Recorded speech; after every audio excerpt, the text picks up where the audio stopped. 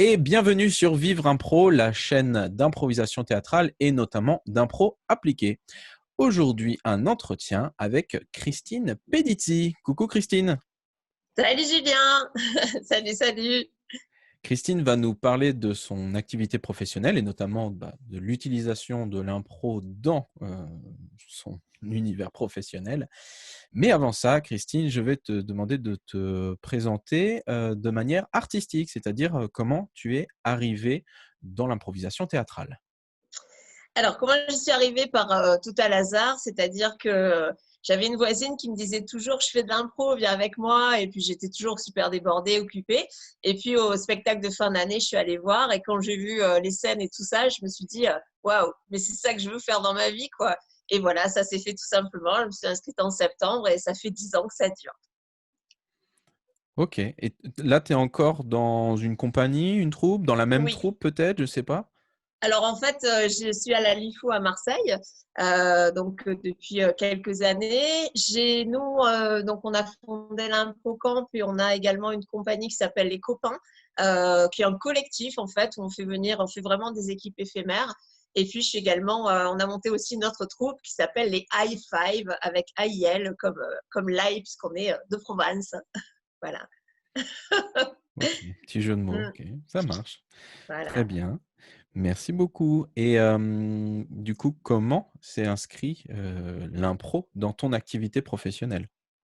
Alors, l'impro, au départ, moi, je suis en société depuis 10 ans. Je fais du développement commercial et donc j'aide les gens à communiquer, donc dans des relations commerciales, mais pas que. Au démarrage, ça m'a apporté beaucoup à moi-même déjà, à être plus cool par rapport à l'inattendu. Je fais beaucoup d'interventions devant 100, 200 personnes et autres, d'être vraiment beaucoup plus à l'aise dans ma gestion du trac, des émotions, etc.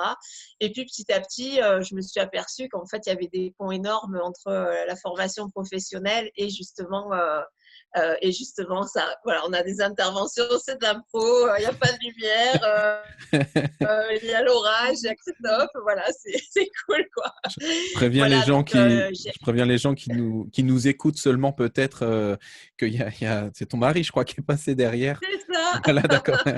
Et que peut-être que la lumière va scintiller sur ton écran parce qu'il y a de l'orage en ce moment chez toi. Voilà. Voilà, et que je n'ai plus d'électricité. Du coup, Bon, bah, voilà. je suis en nocturne. C'est aussi de l'impro, donc voilà, ça me va bien. Mhm. Ok, donc du coup, petit à petit, en fait, tu as rajouté des exercices d'impro dans ce que tu faisais Mm, déjà. Et... Mhm. ouais. Ok. Ouais, ouais, tout à fait, notamment dans tout ce qui est communication interpersonnelle ou professionnelle, où effectivement, enfin, les vertus des exercices d'impro, ça permet de manière très ludique. Les gens n'aiment pas les jeux de rôle professionnels, en fait, en général, en tout cas, moi, dans les gens que j'accompagne, et parce que ça fait fake, parce qu'on se force à faire comme si, etc. Et qu'en détournant avec de l'impro, tout de suite, c'est hyper ludique, les gens y vont, osent, etc. Et après, avec le débrief, finalement, on arrive à beaucoup plus de choses et d'impact que si on fait un jeu de rôle classique, toi, tu es le client et toi, tu es le vendeur, quoi.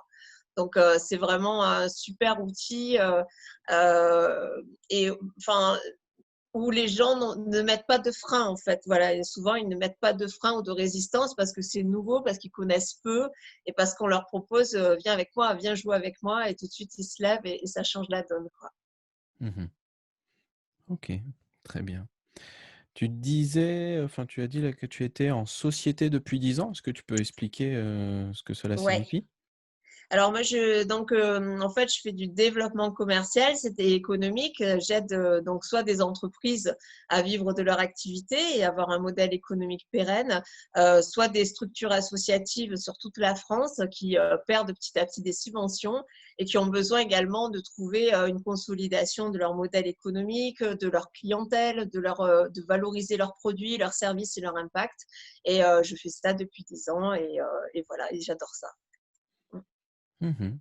Ok. Et du coup, l'activité impro, elle est, enfin quand je dis activité, impro, l'utilisation de l'impro Ouais. appliquée dans tes formations, elle est à quelle fréquence par rapport à tes activités?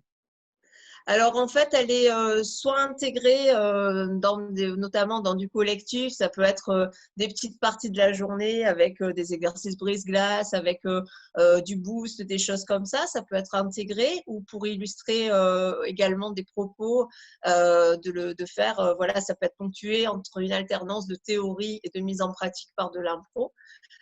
Ou alors des journées totalement impro sur j'allais dire des sujets parallèles comme la cohésion d'équipe, comme tout ce qui est voilà, relatif à la vie d'équipe et à la communication interpersonnelle et professionnelle en fait. Voilà. Mhm. Donc ça peut être les deux.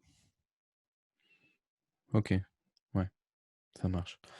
Alors juste pour préciser, bah, c'est peut-être mieux que ce soit toi qui précise parce que tu dis que tu es dans une compagnie à Marseille, mais quelle est ta zone d'intervention?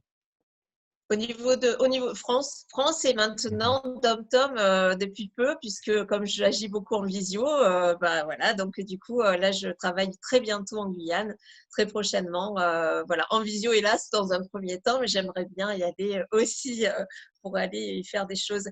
Et justement, là, j'ai monté 2 formations, de la cohésion d'équipe pour les managers par l'improvisation, par les outils de l'improvisation et une autre formation qui est amener des jeux d'impro pour les animateurs, donc notre public.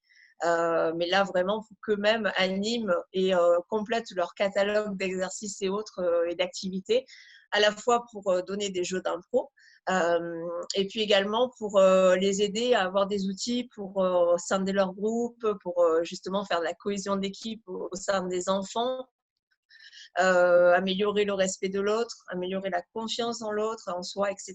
Voilà. Et là, c'est quelque chose qui va être, enfin voilà, que j'ai terminé très récemment, donc voilà, qui vont être dispensés dans les dom-toms.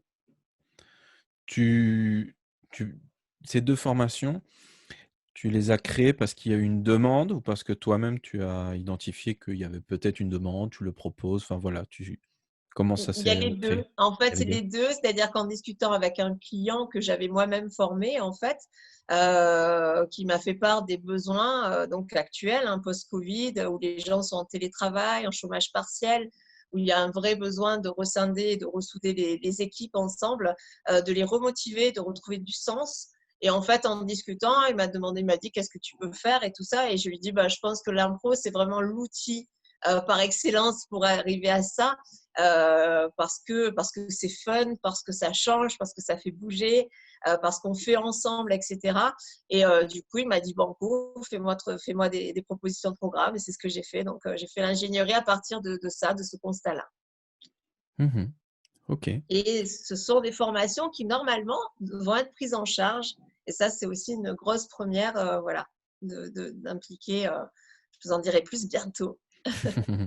Tu dis une première parce que c'est de la visio et c'est rarement pris Alors, en d'une part, charge. voilà, c'est ça, c'est de la formation à distance, ou pour l'instant, tout ce qui était formation à distance était moyennement, enfin, comment dire, il y avait quand même un grand vide de financement, etc.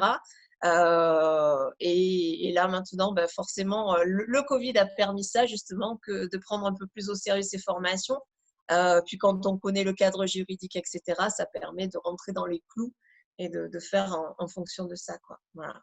Mhm.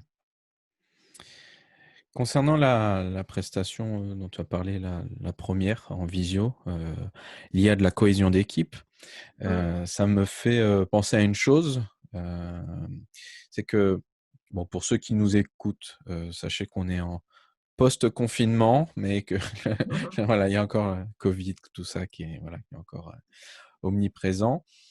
Et durant cette période confinement et le développement de la visio, j'ai vu dans les groupes un petit peu de dynamique. Il y a des gens qui ont continué à donner des ateliers d'impro, donc là je parle du loisir, hein, Mm. voilà. Il y a des gens qui ont continué à animer des ateliers avec la visio, et il y en a qui ont dit non, moi, non, c'est présentiel ou non. Et pareil pour les spectacles, il y en a qui ont dit non, moi, spectacle, visio, non, je vois pas l'intérêt, tout ça.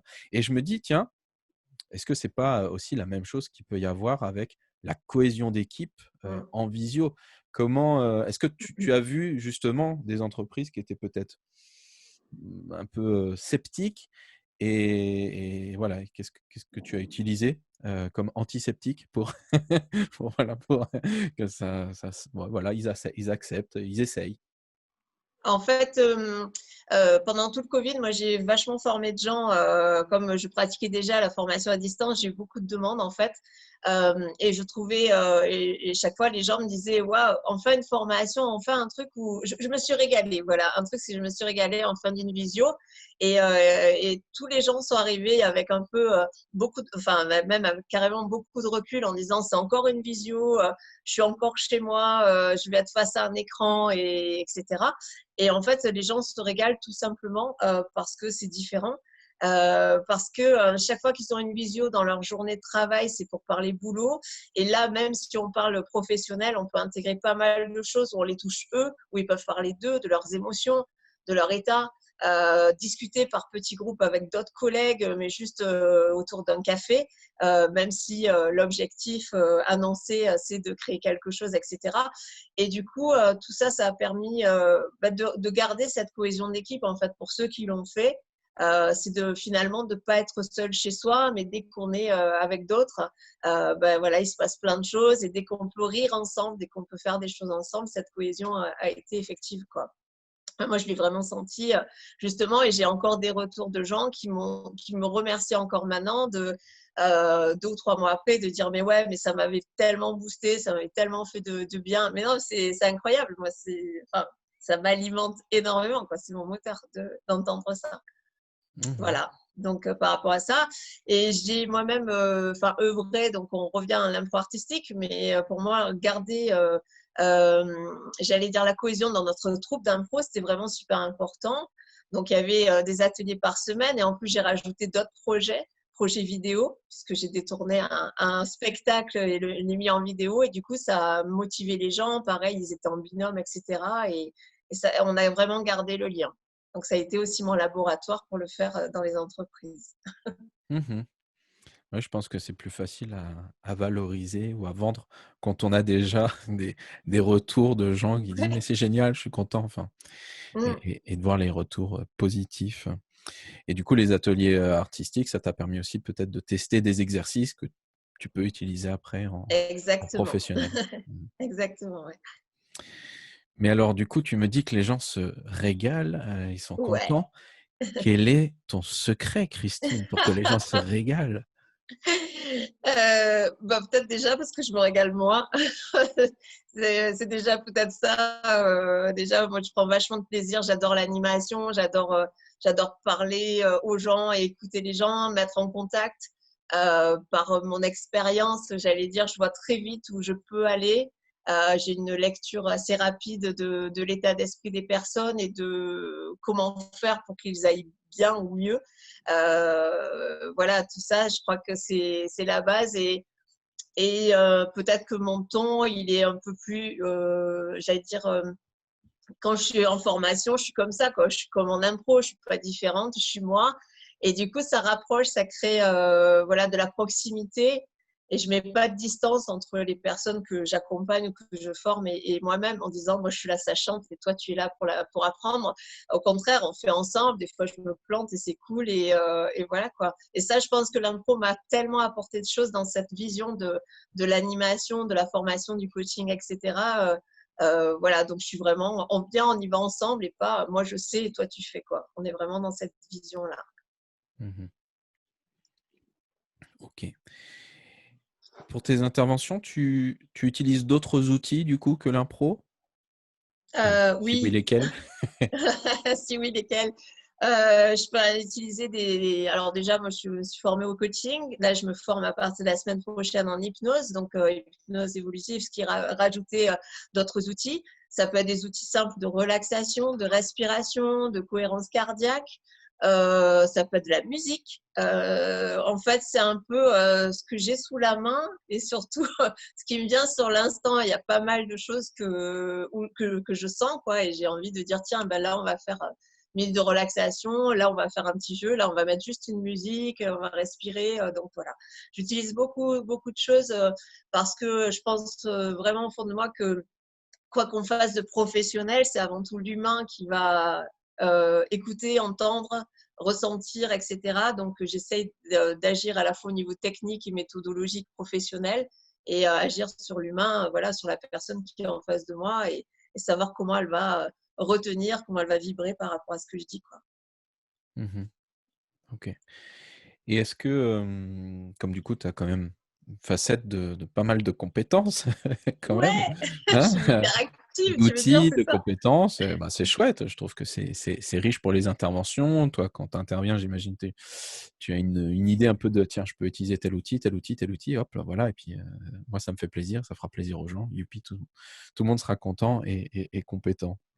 Heu, est-ce que, mais c'est peut-être pas évident à identifier comme ça, hein, mais est-ce que, aux yeux de tes clients, tu es identifiée comme, celle qui utilise l'impro, dans ses activités et on va plutôt, penser à toi en se disant: «Ah, on voudrait un truc avec de l'impro, on pense à toi» ou non, on te connaît surtout pour tes prestats mais on sait que potentiellement tu as une manière, peut-être ludique ou voilà, une certaine approche de les animer. Enfin, ça se trouve, c'est Ouais, pas une oui, dichotomie comme oui, ça, ça se trouve, il y a d'autres possibilités, mais je c'est ça que je vois là.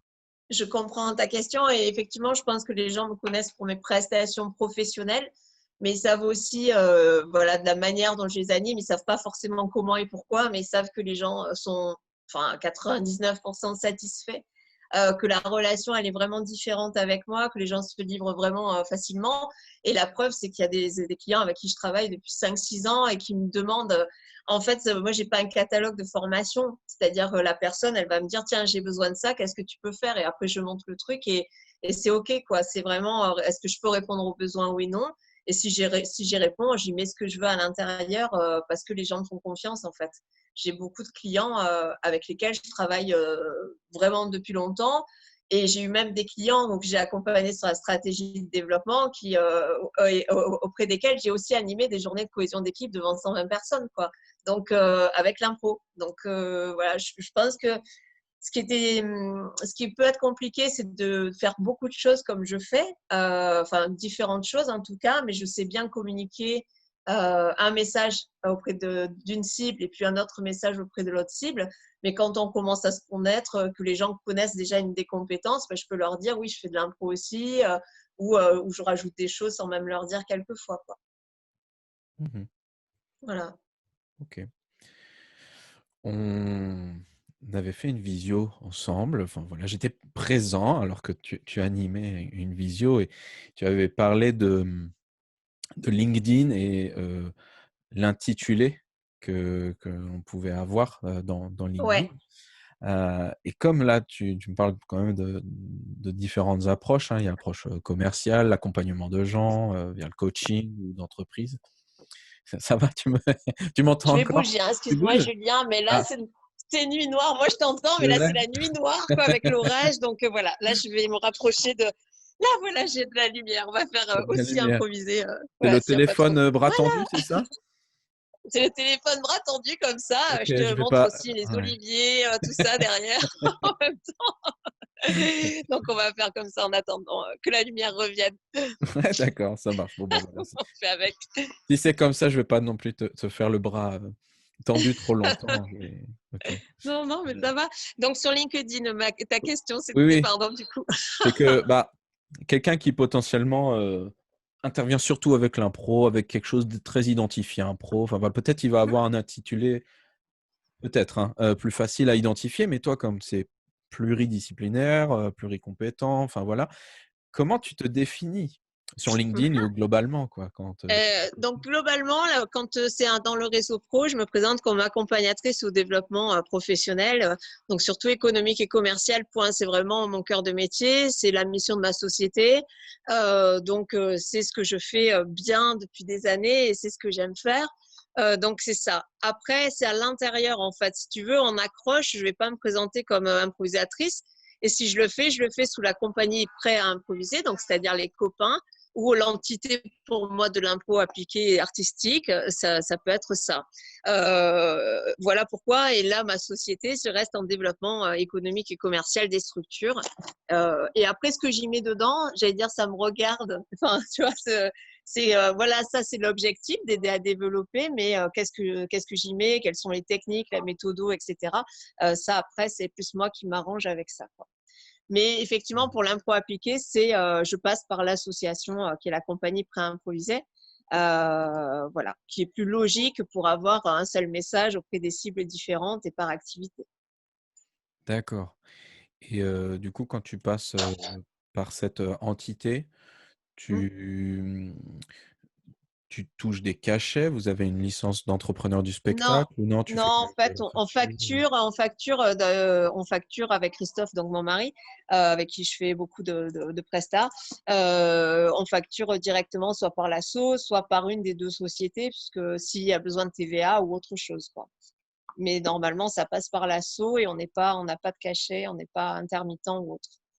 Mhm, On fait pas ça suffisamment souvent aujourd'hui. Ça peut être amené à changer, mais aujourd'hui, voilà, c'est un statut qui nous convient bien d'utiliser soit la société, soit l'asso, suivant le type de client aussi, en fait. mhm, mhm. Voilà.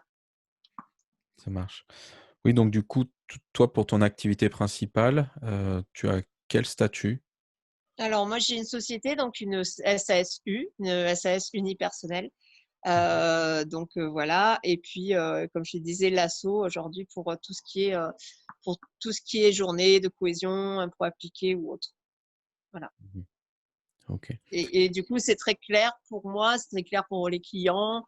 Enfin, c'est très clair pour tout le monde en fait. Mhm. D'accord. Dès qu'il y a enfin ouais, dès que c'est très identifié impro, tu passes par l'association pré-improvisé. Hmm. Et dès que c'est de la formation, coaching, tout ça, c'est ton entité. C'est la société, tout à fait, ouais. Hmm. Ouais. D'accord. Qu'est-ce qui fait que tu as pris, enfin que tu as choisi ce statut-là, SASU? Alors, plein de choses.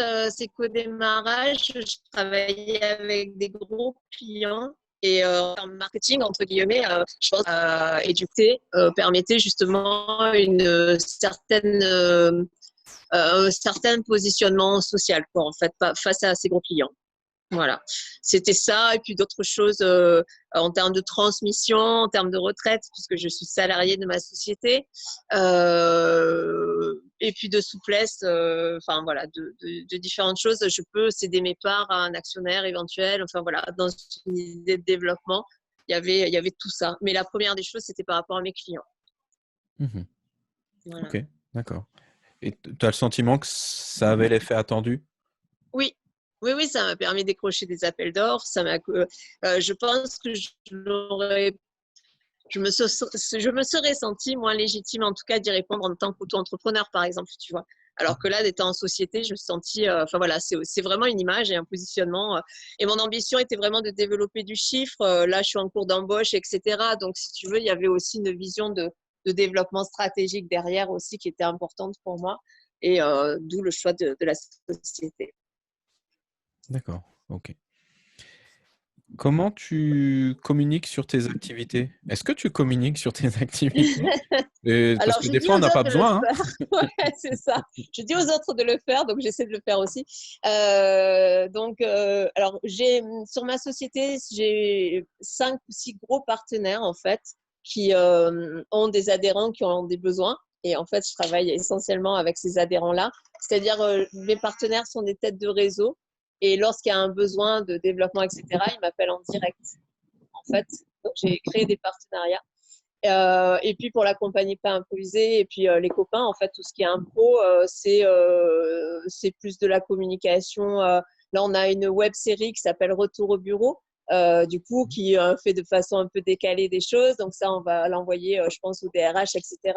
Voilà, c'est plus des actions de communication un peu plus ponctuelles, mais oui, on communique pas mal. Et moi, je fais beaucoup alors pour ma société, j'en reviens, de live, de webinaires. J'en viens d'en faire un maintenant, etc. Je fais beaucoup de vidéos. J'aime bien tout ce qui est outils visuels, en fait, vidéo, webinaire et autres. Parce que enfin, lorsqu'on sait faire et ce qu'on aime bien faire, ça prend finalement pas beaucoup de temps, mais pour beaucoup d'impact. Ok. Comment tu sais que ça a beaucoup d'impact? C'est Bah, parce que tu l'as je le vois au remarqué? niveau des retours. Mhm, Je le vois au niveau des retours. mhm. Et puis, en fait, j'essaye de faire ce qui, moi, me plaît aussi, c'est-à-dire que lire un gros texte, quelquefois, je me dis, ouais, j'ai pas le temps. Regarder une vidéo, souvent, lorsque je suis en voiture, j'écoute des vidéos et du coup, voilà, pour moi, c'est un des médias les plus rapides et puis ça permet de sentir la personne, etc. Donc, c'est vachement important. D'accord. Donc, je précise des webinaires gratuits qui permettent de C'est ça. montrer voilà, Mm, des prestations. Enfin, tu parles pas forcément de la prestation, mais plutôt du sujet. mm. Et déjà, ça permet peut-être d'aider les gens avec Oui. certaines choses, quoi. Déjà, Je pense déjà, que il y a une... Oui, pardon, vas-y. je pense que c'est un outil qui est encore très peu utilisé dans notre milieu, hein. Mm. Je trouve que c'est intéressant. Ouais, c'est vachement intéressant. En fait, je me forme, on a déjà parlé ensemble, à tout ce qui est aussi technique de web marketing, etc. Et je pense que c'est intéressant d'emmener aujourd'hui, de réagir avec une communauté, enfin, j'allais dire de se développer, de se faire connaître par des outils actuels aussi, quoi. Il y a des choses qui marchent aujourd'hui, qui sont accessibles. Il y a de nombreux outils et logiciels qui peuvent être vraiment aidants dans le développement. Et du coup, bah, moi, j'en profite. Et puis, j'adore ça. Surtout, ça me coûte rien puisque ça me demande très peu d'efforts, en fait. Et Mhm. mon moteur, c'est le plaisir. Donc, si ça me coûte pas d'efforts et que ça me fait plaisir, je le fais. Et quand tu lances un webinaire, tu le communiques comment ça aussi? Je sais pas, c'est que ton réseau ou tu payes de la publicité? Comment ça se passe? Ça dépend pour quel. Oui, ça m'arrive de payer de la publicité, soit LinkedIn, soit Facebook, pour capter des personnes dans ma cible. Tout à fait, ouais. Mhm. Mm. Oui, je communique par mailing auprès de mon réseau, je communique par mailing auprès où j'informe mes partenaires pour qu'eux-mêmes relaient l'information, parce que ça, c'est un biais super important pour moi. Et puis, je peux payer effectivement de la pub pour attirer des personnes bien ciblées pour élargir justement mon marché. Ok. Tu parlais tout à l'heure de partenaires pour Mm. surtout tes activités société. Est-ce que, je ne sais pas si j'ai bien compris, du coup, ces partenaires-là, finalement, qui ont des prestations et ils t'appellent, donc c'est eux qui communiquent sur ce qu'ils font. C'est Est-ce que ça. c'est ça D'accord. C'est exactement ça, oui, oui, tout à fait.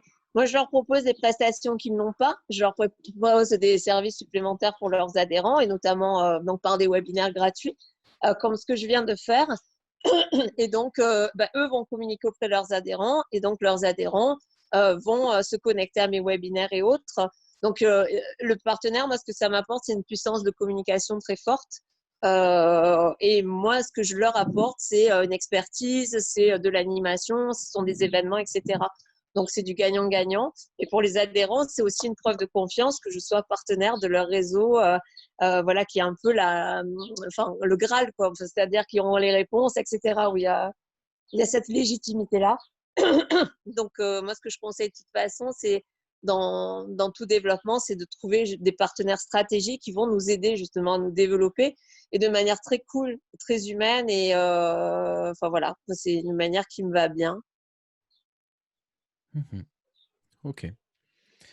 Hem, je vois que tu as encore bras tendu avec le téléphone, alors je vais Ouais, mais pas faire l'orage s'est durer. arrêté, mais on n'a toujours pas d'électricité, donc on va continuer comme ça. Mais ça va, je me fais des biceps en même temps. Merci Julien. Allez, deux questions, peut-être une rapide d'ailleurs. Tu as quand même des outils de com type page Facebook ou un site internet? Ça, est-ce que tu as? Oui, j'ai des pages Facebook, page LinkedIn, site internet. J'en ai un qui est en cours de création qui va sortir dans pas longtemps. Et puis, je peux avoir aussi tout ce qui est outils, enfin des landing pages, des pages de capture, des choses comme ça.